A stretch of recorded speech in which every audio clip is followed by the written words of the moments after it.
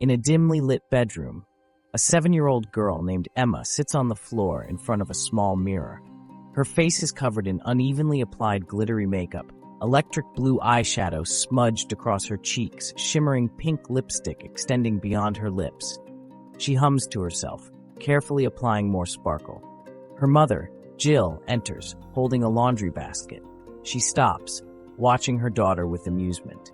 She asks, "What are you doing?" Emma turns, grinning proudly. "I'm making myself shiny and sparkly," Jill chuckles, setting the basket down. "And why do you need to be shiny?"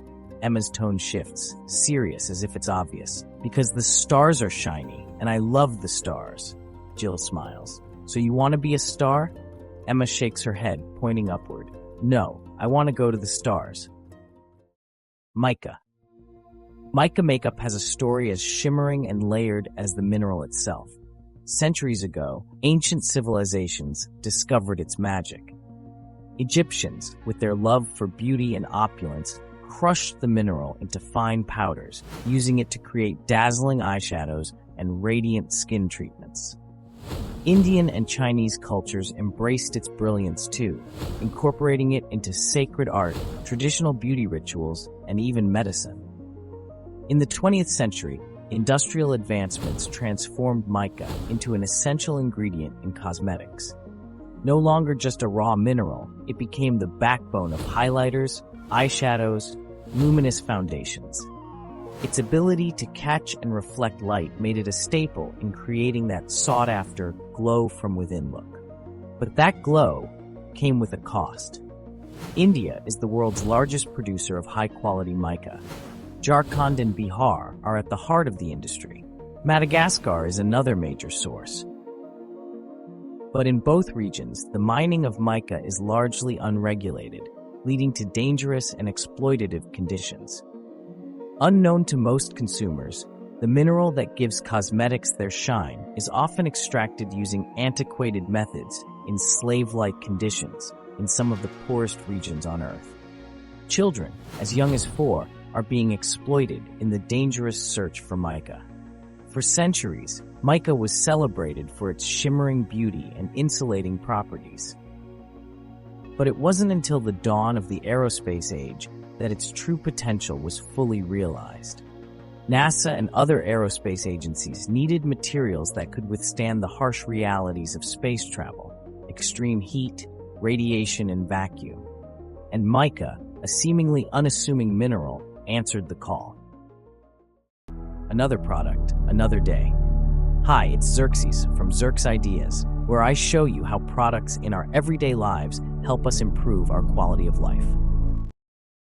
Something dark. From makeup to nail polish, from highlighters to lipstick, mica is in the cosmetics millions use every day. But in the dusty hills of Jharkhand, deep crevices have been cleaved into the earth. Men, women, and children rummage through the dirt, bare hands and rudimentary tools, scraping the ground. They work under constant threat of landslides, toxic dust, injury, even death. All for mica. Behind the shimmer, a darker story emerged. The mining of natural mica, especially in India and Madagascar, revealed systemic unethical labor practices. As awareness spread, beauty brands and activists began pushing for change, advocating for ethical sourcing and synthetic alternatives. Synthetic mica. A scientific innovation that mimics the brilliance of the natural mineral without the human cost. Today, Mica Makeup is more than a beauty product. It's a symbol of transformation. From its ancient roots to modern ethical movements, it continues to illuminate faces while igniting conversations about sustainability and responsibility. Because every shimmering highlighter, every pearlescent eyeshadow carries a story of artistry, of science, and evolving ethics. Jill looks at her daughter with warmth. "My little astronaut," she says, "if you want to reach the stars, you're going to need to learn more than makeup." Emma replies instantly, her voice bright, "I will. But maybe I can make rockets shiny too." Jill laughs and pulls her daughter into a hug. She looks at Emma's determined little face, sparkling with makeup, and sees something else. Hope. A high school gymnasium, packed with parents, students, and science fair projects. Emma, now a teenager, stands beside her display. Her project, an experiment demonstrating heat resistance using mica sheets. The title across her board reads, Mica, the unsung hero of space travel. A judge approaches, an older scientist curious. This isn't a common science fair topic, he says. Emma lights up. It should be. Mica can handle extreme heat and insulate electronics. It's in rockets, satellites, it's everywhere in space. She picks up a heat lamp and shines it over a mica panel. The surface beneath remains cool. The judge is impressed. He smiles. Do you want to work in aerospace? Emma grins, her eyes shining with the same wonder she had as a child. I don't just want to, I will. Space. During the space race of the mid-20th century, NASA and other agencies sought materials to protect astronauts and electronics from the brutality of re-entry in deep space. Mica, processed as phlogopite or muscovite sheets, found its place in spacecraft insulation, circuit boards, and the very heat shields that safeguarded human life. Its natural ability to withstand temperatures exceeding 1,000 degrees Celsius, 1,800 degrees Fahrenheit, made it vital in rocket engines, avionics, and electronic systems. Beyond space travel, mica became a staple in aviation. Fighter jets, commercial aircraft, radar, electromagnetic shielding, even stealth technology. A mineral once used in sacred rituals, now soaring among the stars. Even today, as humanity pushes deeper into space, mica continues to be essential. From the protective layers of Mars rovers to the electrical insulation of satellites orbiting Earth. An ancient material still carrying us forward. NASA. Emma stands in a clean room, surrounded by scientists and engineers. She holds a sleek, reinforced mica panel. A lead engineer, John, eyes it curiously. You're saying this will withstand re-entry and keep avionics cool? Emma's voice is steady, confident. Not just saying it, proving it. She gestures to a high-intensity thermal test chamber.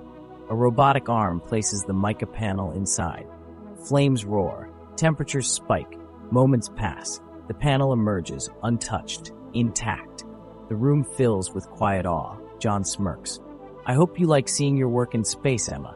She looks down at the panel in her hands, her heart swelling. Her childhood dream is no longer a dream.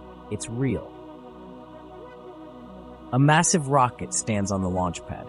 Emma, now in her early 30s, stands in mission control.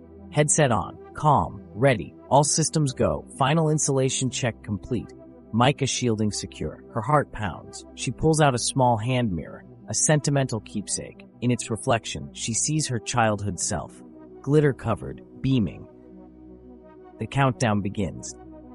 10, 9, 8, 3, 2, 1. Liftoff. The rocket ignites, flames roaring, ascending into the sky. The control room bursts into applause. But Emma stays still, her eyes locked on the sky, whispering to herself, I made it shine. As the rocket vanishes beyond the clouds, beyond the atmosphere, beyond Earth, to the infinite expanse of stars, shimmering just like the mica that helped carry it there. The end. In honor of my daughter, who is now our little angel, and is with our God Almighty, shining and sparkling among the stars.